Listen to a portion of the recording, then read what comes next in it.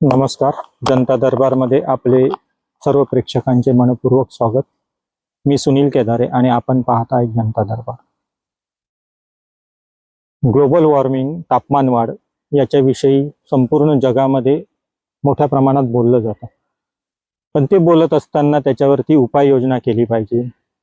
त्याच्यावरती सर्व एक चळवळ उभी केली पाहिजे आणि त्या चळवळीच्या माध्यमातून या ठिकाणी याच्यावरती उपाय केले पाहिजे. अशा प्रकारचं वातावरण कुठेही दिसत नाही. काही मोजके लोक याविषयी बोलतात, परंतु जेव्हा पूर्ण समाज जो आहे, एकाला झळ बसणार नाही, ही संपूर्ण समाजाला झळ बसणार आहे, येणाऱ्या पिढीला झळ बसणार आहे.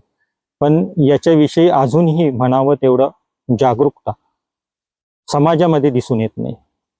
शहापूर हे असं गाव आहे की ह्या गावाने ह्या विषय उचलून धरला आहे. कारण शहापूरमध्ये यापूर्वी तापमान 35 ते 36 अंश सेल्सिअस या प्रकारचं असायचं आणि ते आता 45-46 अंश सेल्सिअस ह्याच वर्षी अंशावर गेलेलं आहे. आणि याचं मग सगळं वातावरण पाहून, याचा त्रास पाहून संतोष भाऊ शिंदे यांच्या माध्यमातून एक मंच तयार करण्यात आला आणि त्या मंचाच्या माध्यमातून या ठिकाणी ही चळवळ उभी करण्याचं काम या ठिकाणी सुरू झालेलं आहे. येत्या 31 तारखेला रविवारी सकाळी 7 वाजता शहापूरमध्येच शिवाजी चौक या ठिकाणी एक मानवी साखळी तयार करण्यात येणार आहे आणि त्या मानवी साखळीच्या माध्यमातून प्रशासनाला या ठिकाणी या विषयाचं गांभीर्य पटवून देण्याचं काम या ठिकाणी करण्यात येणार आहे. आणि याच्यावरती उपाययोजना, भविष्यामध्ये याच्यावरती काय वृक्ष लागवड करणे किंवा नदीचं संवर्धन करणे, नदी नाल्यांचं संवर्धन करणे, पाणी साठवणे. पावसाळा आता 8 दिवसावरती आलेला आहे. पावसाचं पाणी हे वाहून जातं, तर त्याचं कसं संवर्धन करता येईल, कसं ते जमिनीमध्ये मुरवता येईल आणि जमिनीची भूजल पातळी कशा प्रकारे वाढवता येईल, याविषयी सांगण्यासाठी आपल्याकडे एक पर्यावरण प्रेमी, पर्यावरणाविषयी जाण असलेले, पर्यावरणाचा अभ्यास असणारे जोंधळे कॉलेजमधील प्राध्यापक डॉक्टर नितीन मेहरे सर या ठिकाणी आहेत. त्यांच्याकडून आपण जाणून घेऊया कशा प्रकारचं या ठिकाणी केलं पाहिजे काम, कशा प्रकारची सुरुवात झाली पाहिजे, पर्यावरण वाचवण्यासाठी काय काय गोष्टी करता येतील, त्या कशा प्रकारे करता येतील आणि आपला एक हातभार या पर्यावरण वाढी थांबवण्यासाठी कशा प्रकारे प्रत्येक जण करू शकतो, या प्रकारचं माहिती त्यांच्याकडून आपण जाणून घेऊया. नमस्कार सर. नमस्कार. जय शिवराय. सर्वप्रथम आपली ओळख द्या आम्हाला. नमस्ते, मी doctor Nitin Chandrakant Mohire, principal Shivajirao Jondhale college of pharmacy मध्ये गेल्या 6-6.5 वर्षापासून काम करतोय. आणि वृक्षारोपण आणि जागतिक जे प्रश्न आहेत आता, तापमान वाढ, जल संधारण आणि प्रदूषण, आणि या तापमान वाढ ही जी आहे ही या सगळ्यांच्या प्रदूषणामुळे आलेला एक आपला सिम्पटमॅटिक झालेली गोष्ट आहे. म्हणजे आपण जे काही गोष्टी चुकीच्या केल्या त्यामुळे आज आपण हे सहन करतोय. तर याच्यावर ह्या मंचातर्फे खूप चांगल्या गोष्टी आता आम्ही प्लॅन करतोय आणि त्याचा एक भाग म्हणून आम्ही आज इथं आपल्या समोर येतोय. तर आम्ही सगळ्यांना एक सांगायचं असेल की तापमान वाढ म्हणजे नक्की काय. तर काही आम्हाला स्पेसिफिक दिलेले आहेत की कोल्ड म्हणजे काय, तर 0 to 2 डिग्री सेल्सिअस हे कोल्ड वातावरण समजलं जातं. 2 ते 8 हे कूल समजलं जातं, थंडावा 2 to 8 डिग्री सेल्सिअस. 8 to 16 और 24 पर्यंत आपण नॉर्मल टेम्परेचर समजतो. आपलं रूम टेम्परेचर म्हणजे सभोवतालचं वातावरण किती असलं पाहिजे, ते 24 डिग्रीच्या आसपास असलं पाहिजे, जिथं आपण कम्फर्टेबली आपण काम करू शकतो किंवा आपल्या शरीराला काही त्रास होत नाही. हे 24 डिग्री सेल्सिअस होतं. हळूहळू ते 30 पर्यंत आपण अडॉप्ट केलं. म्हणजे आपण सुद्धा स्ट्रगल फॉर एक्झिस्टन्स मध्ये 30 डिग्री सेल्सिअस पर्यंत तापमान आपण सहन करू शकतो. एक्सेसिव्ह हीट किंवा एक्सेसिव्ह टेम्परेचर आपण कधी म्हणतो, जेव्हा ते 36च्या पुढे जातं, कारण आपल्या बॉडीचं टेम्परेचर 37 डिग्री सेल्सिअस आहे. मग बॉडीच्या आत आणि बाहेर टेम्परेचर जेव्हा एकसारखं होतं तेव्हा बॉडी ही रिझर्वायर आहे. आपण जर आपली सिस्टीम बघितली, रिप्रोडक्टिव्ह सिस्टीम, तर काही ऑर्गन बॉडीनं बाहेर ठेवलेले आहेत, कारण त्यांना तेवढं टेम्परेचर मिळालं पाहिजे तरच ते काम करू शकणार आहेत. आणि तसं होण्यासाठी जे काम केलं होतं शरीराने किंवा निसर्गाने जे आपल्याला संरचना दिली होती की खूप टेम्परेचर आलं तर आपल्याला थोडा घाम येईल आणि मग ते टेम्परेचर आपण मॅनेज करू शकू, तर ते 36-37च्या आसपास असेल तर आपण ते मॅनेज करू शकू. आज ते 46च्या पुढे गेले. मी पूर्वी याबद्दल बोललो होतो की रक्त हे जे डेफिनेशन काय ब्लडची, it is fluid connective tissue. हे फ्लुइड आहे म्हणजे लिक्विड आहे, ते वाहतंय हम्म. आणि ते सगळ्या ऑर्गनला पोषण देतंय, गॅस देतंय आणि हम्म. त्याचबरोबर सगळ्या ज्या काही गोष्टी असेल ते देतंय. हम्म. जेव्हा ते त्याच्या वाहनच बंद करेल, जेव्हा ते फ्लुइडचं सेमी सॉलिड मध्ये रूपांतर होईल हम्म. किंवा ते वाहू शकणार नाही आणि मग ते कुठेतरी जाऊन गोळा होईल हम्म. आणि कुठेतरी मग आपल्याला स्ट्रोक बसेल. बरोबर. म्हणजे आपल्या ज्या केशवाहिन्या आहेत हम्म. त्या केशवाहिन्यांमधून जर ब्लड आपलं सर्क्युलेट नाही झालं हम्म. तर ते तिथंच थांबेल. हम्म. शरीराला ऑक्सिजन किंवा ज्या हवेत ती एनर्जी मिळणार नाही, ग्लुकोज मिळणार नाही. हम्म. आणि जर ते ब्रेन मध्ये अडकलं तर ब्रेन स्ट्रोक येईल, हार्ट मध्ये अडकलं तर हार्ट अटॅक येईल. हम्म. आणि आपले जे व्हायटल ऑर्गन आहेत किंवा जे आपले सगळ्यात कार्यक्षम अवयव आहेत की जे 24 तास काम करतात, ब्रेन असेल, किडनी असेल, हार्ट असेल, लिव्हर असेल, हम्म. यांना ते योग्य प्रमाणात जर ऊर्जा नाही मिळाली, गॅस नाही मिळाला, ऑक्सिजन नाही मिळालं तर ते बंद पडतील. आणि याचं कारण काय असेल की अतिरिक्त प्रमाणात डिहायड्रेशन होणं. आणि हे डिहायड्रेशन होणं न होणे म्हणजे जे काही शरीराने आधीच्या ज्या मूलभूत हे प्रथमोपचार स्वतः शरीराने केले होते, आपल्याला घाम येऊन असेल किंवा थोडीशी हे असेल, ते आता येत नाहीये. कारण आता बघा तुम्ही 46 डिग्री सेल्सिअस मध्ये कसं कोपअप करायचं त्या शरीराने, त्याला तेवढा वेळच नाही मिळत. आणि आपण ऐकतोय की मुलगा चक्कर येऊन पडला, गाडी चालवताना अटॅक येतात लोकांना, स्ट्रोक बसतं. तो काय, त्यामुळं तो तर अपघाती, त्याला अपघात होणारच आहे, पण ती गाडी जर दुसऱ्या कोणावर गेली तर तोही अपघात होणार आहे. त्यामुळे काहीतरी चुकीच्या घटना घडतील. आणि मी एक खूप हास्यास्पद गोष्ट पाहिली, ते प्रिव्हेंटिव्ह मेजर म्हणून काही ठिकाणी जिथं सिग्नल्स आहेत तिथे ग्रीन कापड लावलंय की लोकांना तिथं थोडीशी सावली मिळावी. ऍक्च्युली हे काम झाडांचं आहे, ते फक्त तुम्हाला थोडस सावली देणार आहेत. पण ही जी झाड आहेत ही फुकटमध्ये करतायत, एवढे हजारो वर्ष करतायत, याचं आपण महत्व कधी ओळखणार. आणि ही तापमान वाढ, मी तर म्हणतो की जसं आपलं मूल्य शिक्षण आपण शाळेमध्ये कंपल्सरी केलं की मुलांमध्ये सुसंस्कृती यावी, तसंच प्रदूषण आणि पर्यावरण हा विषय सुद्धा मुलांना केला पाहिजे. आणि यातून आपल्या प्रदूषणा टाळण्याबरोबरच काही प्रतिबंधात्मक उपाय आणि काही आपण जे म्हणतो लॉंग टर्म उपाय आहेत. ट्री प्लांटेशन हा एकमेव उपाय आहे की जो केला की बरेच प्रश्न सुटणार आहेत. पण त्याचबरोबर आहे की जलसंधारण किंवा आपण शोषपीठ, आपण त्याच्यावर चर्चा केली की आपण नाले करतो, नाल्याचं सगळं पाणी नदीला देऊन टाकतो, नदी प्रदूषित झालीच, पण जे जमिनीत पाणी मुरायला पाहिजे होतं ते मुरलं नाही. त्यामुळे जी जमिनीची आजची झाडं त्या पाण्यावर जगत होती ती जगणार नाही.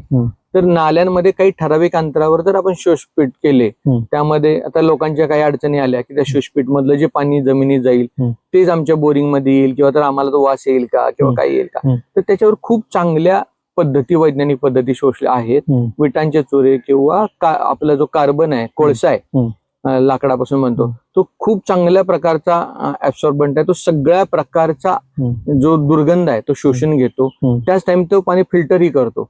आता ते फिल्टर झालेलं पाणी जमिनीत मुरेल, त्याबरोबर जे काही आपलेच अन्नद्रव्य जे आहेत आपण त्याला म्हणतो की जे कुजणार आहेत, ते कुजले तर त्याचं खत होईल, पण ते जर सडले तर वास मारतील. तर आपली जी प्रक्रिया आहे, जी बॅक्टेरिया करतात फुकट की ते अन्न कुजवणे आणि ते वृक्षांना उपलब्ध करून देणे. तर मी अशी एक रिक्वेस्ट करतो या मंचातून की जर आपण जो नाला आहे त्याला काही ठराविक अंतरावर जर आपण शोषपीठ दिले आणि त्याच्या ठराविक अंतरावर दोन्ही बाजूने झाडं लावली तर त्या झाडांना फुकट पाणी मिळेल, मिळालेले जे अन्नद्रव्य आहेत कुजलेले ते त्यातून खत मिळेल, त्यातून मिळणारी फळं आणि फुलं ते तुम्हाला सुगंधच देतील, तुम्हाला अन्न देतील, त्याच्यावर कीटक जगतील, पक्षी जगतील, प्राणी जगतील, माणसाला सावली येईल. तुम्ही जे सिग्नलला हिरवं कापड लावता त्याच्याऐवजी तुम्ही त्या झाडाखाली उभं राहू शकाल आणि निसर्गाचा समतोल राखला जाईल. तर ही एक संकल्पना खूप चांगल्या प्रकारे आपण करावी की रस्ते करताय तर त्याच्या दुतर्फा झाड, आता गटर आहेच तर त्याच्या काही ठराविक अंतरावर जर झाडे लावली तर आपल्याला सगळं साधता येईल. विकास, रस्त्यामुळे विकास होईल तर जीवन मात्र झाडांमुळेच मिळेल. कोणत्या प्रकारची झाडं लावली गेली पाहिजे? एक झाडं आपण विदेशी झाड म्हणतो आणि स्वदेशी झाड म्हणतो, अशी झाडांची एक विभागणी आपण केलेली आहे. तर कोणत्या प्रकारची झाडं लावल्यामुळे आपल्याला जास्त प्रमाणात ऑक्सिजन मिळेल किंवा म्हणजे प्राण्यांना सुद्धा, पशु पक्ष्यांना सुद्धा यामध्ये सर्वाइव्ह होण्याला मदत होईल, अशा प्रकारची कोणती झाडं आहेत? नक्की नक्की हा विषय बऱ्याचदा चर्चेला जातो की स्थानिक विरुद्ध विदेशी. आता याचं कारण असं आहे की आपण जर भौगोलिक दृष्ट्या बघितलं तर आपण कोकण प्रांतात येतो, त्यानंतर घाट लागतो आणि जसं जसं आपण काही राज्यात जातो, आता राजस्थानमध्ये गेलो तर खेजडी किंवा शमीचे वृक्ष सापडतील. प्रत्येक वृक्ष हा त्याच्या अवतीभोवती त्याला उपलब्ध असणारे कीटाणू, त्याच्यावर जगणारे कीटक, पक्षी, प्राणी आणि त्याच्या मातीची संरचना म्हणजे आपल्या कोकणात आंबा फणस नारळ चांगला होईल. बरं. घाटावर गेला तर भाजीपाला किंवा त्यात तत्सम झाडं भरपूर प्रमाणात होतील. तर त्याची एक स्वतःची आपण जशी अन्न साखळी असते तशी झाडाची पण एक साखळी आहे की त्या झाडाला लागणारे मूलद्रव्य कुठल्या जमिनीत चांगले मिळतात तिथे ती झाडं चांगली वाढतील. त्या मातीमध्ये असणारे बॅक्टेरिया किंवा सूक्ष्मजीव ते झाडांना उपलब्ध करून देतील. त्या झाडावर येणारे कीटक असतील जे आपल्याला परागीभवन करणारे मधमाशा असतील किंवा अजून काही कीटक असतील, पक्षी असतील, प्राणी असतील, ते येतील. हे लावले गेले पाहिजे. म्हणजे आपण जसं म्हणतो की स्थानिक प्रजाती का लावावी, तर त्याचा सगळाच विकास तो करणार आहे. म्हणजे तुमच्या सगळी जैव विविधतेबरोबर जैव समृद्धता पण येणार आहे. जेव्हा आपण ही झाडं तोडून फक्त लवकर वाढतात किंवा दिसायला सुंदर आहेत म्हणून झाडं लावतो, पण त्या झाडाचं पान कुजवणारे सूक्ष्मजीव त्या भागात आहेत का, त्या झाडाला येणारी फळं खाणारे प्राणी किंवा आपण खारुताई म्हणतो किंवा कीटक म्हणतो, पक्षी म्हणतो, प्राणी म्हणतो, ते त्या भागात आहेत का. नाहीतर काय होईल, त्याचं बी कोण खाणारच नसेल तर ते काय करेल की ते इन्व्हेजिव्ह स्पेसी बनेल. कारण ते बी मग लगेच रुजेल आणि त्याची झाडं वाढतील. पण ते तिथले प्राणी पक्षी काय होतील, ते उपासमार येईल. आणि बऱ्याचदा असं बघितलंय, आता साधं पायऱ्यात आपण जे गवत आणलं, काँग्रेस गवत त्याला म्हणतो आपण, की ते प्रचंड प्रमाणात वाढलं.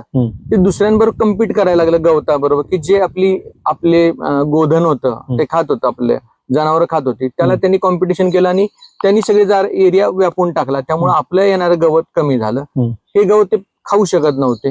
म्हणजे काय झाली, ही झाली कॉम्पिटिशन झाली की फक्त वाढायचं, पण त्याचा उपयोग तिथल्या लोकांना होत नाही. सेम विदेशी जसं गुलमोहर आहे, सुबाबोळ आहे किंवा आपण खूप प्रमाणात निलगिरी लावलं, तर निलगिरी हे कशासाठी लावलं जातं की जिथं खूप आपण जमीन जी खूप ओलसर आहे किंवा आपण चिबड म्हणतो की ती जमीन काय मोली राहते, तिथे जर आपण निलगिरी लावली तर ते काय करतं, त्यातलं पाणी शोषून ते हवामानात सोडून देतं. आता ऑलरेडी आपल्या भूजल पातळी जर कमी होती आणि आपण जर निलगिरी लावली तर ती काय करेल की आहे ते उपलब्ध पाणी सुद्धा शोषून घेईल आणि त्याच्यावर जगणारी जी बाकीची झाडं होती किंवा साधं गवत ते मरून जाईल. पण हा इथं येऊन आपल्या स्थानिक वृक्षांना तो अडथळा ठरेल आणि स्थानिक वृक्ष कमी होऊन इन्व्हेजिव्ह स्पीसीज वाढतील. तर मी रिक्वेस्ट करेन की नक्कीच आणि नक्कीच आपली जी स्थानिक झाडं आहेत, आंबा आहे, आता खूपदा आपल्याला सांगितलं की पंचवटी लावा. एका माणसाने आयुष्यात 5 झाडं जर लावायची असतील तर वड, पिंपळ, उंबर, अशोक आणि पळस अशी लावली पाहिजेत. आता लोकांचं त्याच्या मागचं धोरण असं होतं की ही झाडं ऍक्च्युली माणसाच्या डायरेक्ट उपयोगात येत नाहीत, कारण त्याची फळं आपण खात नाही, पण त्याची फळं खाणारे पक्षी येतात. त्या पक्ष्यांमुळे त्यांची जी शेती होती त्या शेतांवर येणारी जी काही टोळधाड होती किंवा जे बग्स यायचे किंवा जे काही कीटक यायचे आणि ते शेतीचं अतोनात नुकसान करायचे, तर ते पक्षी त्याच वेळी जेव्हा त्या झाडांवर आसरा घ्यायचे तेव्हा त्यांना त्या गोष्टी मिळाल्यामुळं, कीटक मिळाल्यामुळं ते कीटक ते खाऊन टाकायचे आणि मग एक ते अन्न साखळी होती झाडांची. आता आपण पेस्टिसाइड्स मारले, पेस्टिसाइड मारल्यामुळे ते कीटक काही मेले, पण काही कीटकांनी त्या पेस्टिसाइडवर पण त्याची ताकद वाढवून घेतली ना, तर ते मरत नाही. पण त्याला खाणारे पक्षीच इथून गेल्यामुळं, आपण विदेशी झाडे लावल्यामुळं पक्षी अट्रॅक्ट नाही झाले, त्यामुळे ती कीड वाढत गेली. ती कीड मारायला आपण परत पेस्टिसाइडचं प्रमाण वाढवलं आणि ते पेस्ट परत त्यांनी त्याची ताकद वाढवली. पण आपलं तसं नाही झालं. माणूस मात्र आता त्याची किडनी फेल व्हायला लागलेली आहे, त्याचा हार्ट फेल व्हायला लागलेला आहे, त्याचं लिव्हर फेल व्हायला लागलेलं आहे, कारण पेस्टिसाइडचं प्रमाण वाढलं. हे सगळं सोसण्यापेक्षा मी कायम सांगेन की तुम्ही जर 5 झाडं लावायची आहेत आणि ते तुमच्या फायद्याचे असावेत, तर आम्ही फळांची पंचवटी कायम सांगत असतो. आंबा, फणस, नारळ, आवळा, जांभूळ, की जी कुठल्याही वातावरणात तग धरतात. खूप पाऊस असला तरीही चांगली वाढतात, पाऊस नसला तरीही झाडे वर्ष सर्व्हाइव्ह करतात आणि ती तुम्हाला त्याच वेळी ही पण देतात, म्हणजे फळही देतात, प्राण्यांनाही चांगली, तुम्हालाही चांगली. तर मी वन विभागाला किंवा स्थानिक लोकांना ज्यांना झाडं लावायची त्यांना सांगतो, वड पिंपळ नक्कीच लावा. पण वड पिंपळ लावण्याला खूपदा बघितलं की शेतकऱ्यांचा किंवा स्थानिकांचा विरोध होतो, कारण त्याचा जो स्प्रेड होतो ते बिल्डिंगवर येणं आणि मग ते काढणं, त्यामुळे त्यांना ते तुमच्या मुवमेंटमध्ये सहभागी होण्यापेक्षा ते थोडंसं त्याला विरोध करतात. पण जर त्याच्या शेतावर नारळ लावला किंवा त्याच्या शेतावर आंबा लावला, फणस लावला किंवा जांभूळ लावलं किंवा आवळा लावला तर त्याला त्रास होत नाही, त्याला त्याचा फायदा होतो, डायरेक्ट फायदा होतो. लोकांना सावली मिळते रस्त्याच्या कडेनं, त्याचबरोबर फळही मिळतात, तिथली जैवविविधता विकसित होते आणि या सगळ्यांचा फायदा हे विन विन आहे. तुमचाही फायदा आहे, माझाही फायदा आहे, वैयक्तिक आणि आपल्या ह्या पूर्ण पृथ्वीचा फायदा आहे की त्यांनी हवा चांगली मिळाली, त्याच्यानंतर तुम्हाला अन्न चांगलं मिळालं, माती तुमची जिवंत राहील. बरोबर. ह्यासाठी स्थानिक प्रजातीला कायम प्राधान्य द्या. तुम्हाला कुठं आवडीचं म्हणून एखादं झाड लावायच्या ह्याच्यामुळे तुम्ही आपली ही स्थानिक प्रजातीला धोक्यात आणू नका. हे मी तुम्हाला ह्याबद्दल माहिती सांगतो. मध्ये आपण बघतो की एक मिठी नदी सारखी मोठी नदी मुंबईमध्ये होती, परंतु आज म्हणजे विकास करताना माणूस एवढा झपाटला आहे की त्याला निसर्गाची काळजीच राहिलेली नाही. बेदिक्कतपणे प्रचंड झाडांची कत्तल करून त्या ठिकाणी मोठमोठ्या बिल्डिंगी उभ्या राहतात. तशाच प्रकारे नदीचं देखील झालेलं की नदीचं पात्र दिवसेंदिवस अरुंद होत चाललेलं. नदीमध्ये आपण बांधकाम करतो, भराव टाकतो आणि तिथे अनलिगल झोपडेपट्टी उभी राहते वगैरे असं. तर तसे प्रकार सगळीकडे होताना आपण पाहत आहोत. आपली शहापूर मधली म्हटली तर भारंगी नदी, आता भारंगी नदीमध्ये देखील दोन्ही बाजूनी अतिक्रमण जास्त वाढत चाललेले आहे. त्याच्यामध्ये कॉन्क्रिटीकरण होते, नदीचं पात्र अरुंद होते. तर हे संवर्धन करणं आणि नदी पात्रामध्ये कशा प्रकारची झाडं लावली गेली पाहिजे ज्यामुळे त्या नदी पात्राचं संवर्धन होईल, त्याच्यामध्ये पाणी मुरेल, याच्याविषयी थोडीफार माहिती आम्हाला द्या. नक्की. भारताची जर तुम्ही संस्कृती पाहिली किंवा कोणत्याही देशाची संस्कृती पाहिली तर ती नदीच्या बाजूनच विकसित होते. कारण जल है तो जीवन है. आणि नदीच्या शेजारीच पहिल्यांदा काही आपल्या वसाहती आल्या. त्या वसाहती आल्या, त्याच्यानंतर नदींचा त्यांनी पात्र नदीला शुद्ध राहील कारण ते त्यांचा डायरेक्ट पाणी पित होते.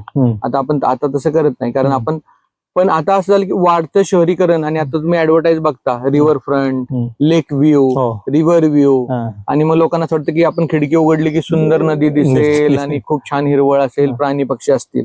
खरं त्यांनी आज बघावं त्यांच्या खिडकीतून, ते त्यांना दिसत नाही. कारण ती फक्त ऍडव्हर्टाईज साठी तुम्हाला त्यांनी दुसऱ्या देशातले फोटो किंवा खूप कुठंतरी ज्या जागा अजून आहेत आपल्याकडे थोड्याशा राहिलेल्या त्याचे फोटो लावून ते तुम्हाला दाखवतायत. तुम्ही असं सांगितलं भारंगी नदीचं, तुम्ही भारंगी नदीचं पात्र जर तुम्ही शहरातलं बघितलं तर ते इतकं निमुळत आहे की काय करावं तिथं. म्हणजे ती नदी वाहील का ती आपल्या गावात येईल, घरात घुसेल, असं तिथं परिस्थिती आहे. पण जसं जसं तुम्ही थोडं दूरवर जाल तर त्याचं पात्र तुम्हाला मात्र छान दिसेल. कारण प्रत्येक नदीला स्वतःची पूर रेषा आहे की किती पाऊस पडणार आहे त्या भागात, तर कितीपर्यंत पूर येईल आणि किती पूर ती सहन करू शकते.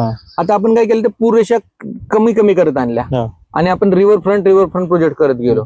पण त्याच वेळी आपण हा विचार नाही केला की नदीचं पात्र आखूड झाल्यानंतर पावसाचं पाणी ते नदीतनं जेव्हा येणार आहे तेव्हा ते आपल्या घरात शिरणार आहे. आणि आपण त्याचे फोटो टाकतो की आमच्या घरात पाणी शिरलं. पाणी घरात नाही शिरलं, तुम्ही पाण्यात घर बांधलं, तुम्ही त्यांना त्रास दिलाय, ते आपण मान्य नाही करत. ते मान्य केलं पाहिजे. तर ते बांधकाम देताना पूर रेषेपासून काही अंतर सोडूनच बांधकाम झालं पाहिजे. सांडपाणी कुठल्याही देशात, आपल्यापेक्षाही गरीब देशामध्ये सांडपाणी कधीही नदीमध्ये दिलं जात नाही, कधी डायरेक्ट सोडलं जात नाही. ते प्रक्रिया करूनच सोडलं गेलं पाहिजे. पण आपण तसं करत नाही, कारण आपल्याला तेवढा वेळ नाही किंवा तेवढा आपण विचारच करत नाही की त्या नदीची स्वतःची एक संरचना आहे, त्यामध्ये काही जलचर आहेत की त्याच्यावर जे जगतात, ते सगळ्या त्या भागाला पोषण देत असतात. आपलं सांडपाणी हे एक विल्हेवाट करायची जागा आहे आणि त्यांच्यासाठी मात्र ते जग आहे. तुमच्या घरात कोणी कचरा टाकलेला तुम्हाला आवडत नाही, पण तुम्ही तुमचा अख्खा कचरा नदीत नेऊन टाकता. हे कुठनं आलं? तर हे आपली माणूस, आपण फक्त म्हणतो की माणूस हा सगळ्यात बुद्धीने विकसित झालेला माणूस आहे, पण मला आता ते उलट वाटतं की आपल्याही पेक्षा कमी बुद्धी असलेल्या प्राण्यांना सुद्धा निसर्गाबद्दलची जी जाणीव आहे ती क्वचित आपल्यापेक्षा जास्तच आहे. आणि आपली ती गोठत चालली आहे, कमी होत चालली आहे. तर ती नक्कीच तुम्ही त्याच्यावर विचार करायची वेळ आलेली आहे. मला तर वाटतं निघून गेली आहे, पण आता एक सुरू झालंय. तर मी तुम्हाला सांगेन की कुठलंही नदी सोडणारं पाणी, सांडपाणी, हे मुरवत गेलं पाहिजे.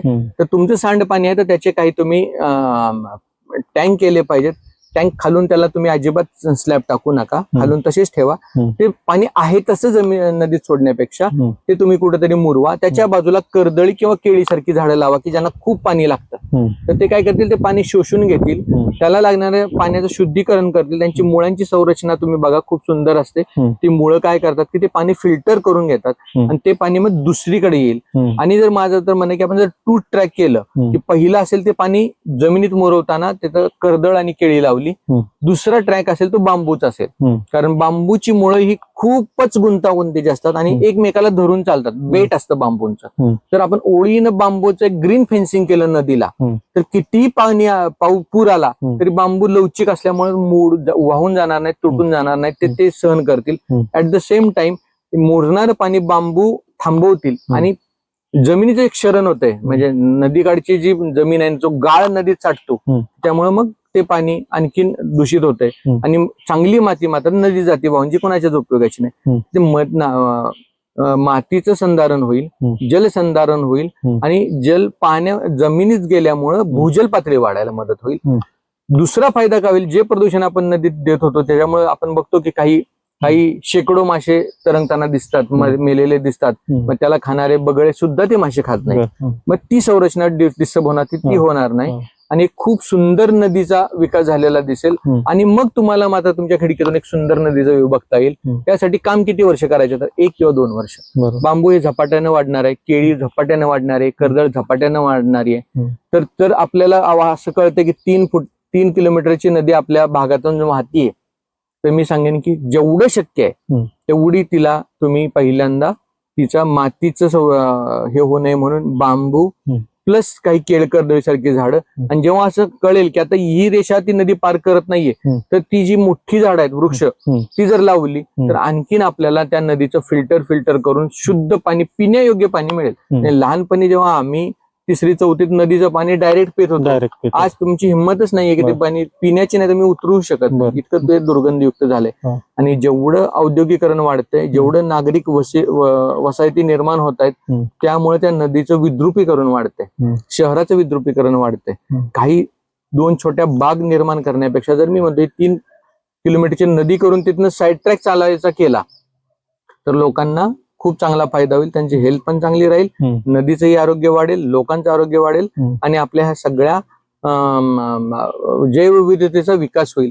आणि नदीचं कामच ते आहे की आपल्या परिसराचा विकास करणं आणि लोकांचं काम आहे की त्या नदीची काळजी घेणं. तर ती लोकांनी जर घेतली तर आपल्याला एक सुंदर भारंगी फ्रंट व्ह्यू म्हणून बघायला मिळेल. मी अपेक्षा करतो की ह्या जर माध्यमातून जर आपण एक असा 2 साइड ट्रॅकवे केला आणि त्याच्या बाजूने सुंदर झाडं लावली आणि जर त्याच्यातून आपण जर चालायचा रोज केला तर आपल्या दोन्ही मिळेल, आपल्याला हेल्थ प्लस आपल्याला हे आपले सगळं निसर्गाचा विकास दिसेल.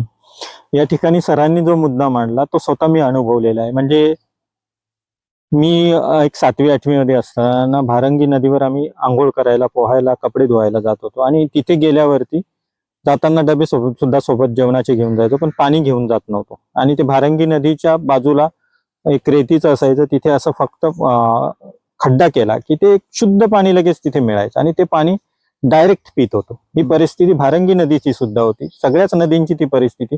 पण मानवाच्या हव्यासापायी, मानवाच्या विकास केला पाहिजे, विकासाला कोणाचाच विरोध नसणार आहे, पण तो विकास करत असताना आपण निसर्गाची छेडछाड करतो, निसर्गाला बाधा पोहोचवतो, आपल्याच पायावरती कुऱ्हाड मारून घेतो. अशा प्रकारचं जे होत आहे ते कुठंतरी इथून पुढे थांबलं गेलं पाहिजे. कारण वेळ निघून गेलेली असं सरांचं म्हणणं आहे, पण निघून गेलेली आहे. जेवढी काही आपल्या हातात आहे, शक्य आहे ती वेळ आपण या ठिकाणी पकडूया आणि शहापूरमध्ये जी काही एक मोठी चळवळ उभी राहते त्या चळवळीला या ठिकाणी साथ देऊया आणि ती चळवळ कशी मोठी होईल त्याच्याकडे शासनाचं लक्ष कसं वेधलं जाईल आणि त्याच्या माध्यमातून मोठ्या प्रमाणात वृक्ष लागवड, वृक्ष संवर्धन आणि नदीचा देखील विकास, नदीचं देखील संवर्धन या ठिकाणी कशा प्रकारे करता येईल याच्याकडे आपण लक्ष देऊया. आणि मी सर्वांना पुन्हा एकदा विनंती आणि वजा आव्हान करेल की शहापूरमध्ये 31 तारखेला सकाळी 8 वाजता या ठिकाणी शिवाजी चौकामधून एक मानवी साखळी तयार करण्यात येणार आहे. या साखळीचा उद्देश तोच आहे की प्रशासनाला जाग आली पाहिजे, कुठेतरी हे थांबलं पाहिजे आणि आपल्या भविष्यातील येणाऱ्या पिढीला काहीतरी आपण चांगलं देऊ शकू की ज्याच्यानंतर आपण त्या पिढीला म्हणजे ताठमानेने समोर जाऊ शकू. अशा प्रकारचं या ठिकाणी सुरुवात झाली पाहिजे. मी माझ्या मागच्या व्हिडिओमध्ये देखील म्हटले की शहापूर हे एक मॉडेल ठरलं पाहिजे आणि त्याच्यातून महाराष्ट्राला धडा मिळाला पाहिजे की शहापूरमध्ये काहीतरी बाबा घडलेलं आहे, तर महाराष्ट्रातील इतर गावांना देखील, इतर शहरांना देखील याच्यापासून धडा घेऊन या ठिकाणी चळवळ ही मोठी झाली पाहिजे. याच्याकडे आपण लक्ष देऊया. सर्वांना एकदा मनपूर्वक विनंती की त्या दिवशी सर्वांनी सहकुटुंब उपस्थित 1 तास आपल्याकडे स्वतःसाठी ठेवा, राखीव सगळी कामं बाजूला ठेवा आणि त्या साखळीमध्ये सहभागी व्हा. ती साखळी कशी मोठी होईल आणि तिची दखल या ठिकाणी कशी प्रशासनामार्फत पूर्ण महाराष्ट्रामध्ये नाही तर जगामध्ये याचं कसं दखल घेतली जाईल याकडे आपण लक्ष देऊया. आणि आपल्या अत्यंत व्यस्त कार्यक्रमामधून वेळेमधून या सरांनी आपल्याला या ठिकाणी वेळ दिला, सुंदर अशी मुलाखत दिली, खूप सुंदर अशी माहिती दिली. त्याबद्दल या सरांचे एकदम मनपूर्वक आभार. अशाच प्रकारचं सहकार्य आम्हाला राहू द्या. नक्की. आपण वेळोवेळी तुमच्याशी पर्यावरण या विषयावरती बोलतच राहू आणि हे विषय जेवढे नेटाने आपल्याला धरता येईल, पुढे नेता येईल, ते नेण्याचा आपण या ठिकाणी प्रयत्न करूया. जनता दरबार पाहत राहा, सबस्क्राईब करा, ही बातमी जास्तीत जास्त लाईक करा, जास्तीत जास्त लोकांपर्यंत पोहोचवा. हे काम आपलं आहे आणि ते आपल्याला करायचं आहे येणाऱ्या पिढीसाठी. पुन्हा भेटूया. पाहत राहा जनता दरबार. धन्यवाद. जय शिवराम.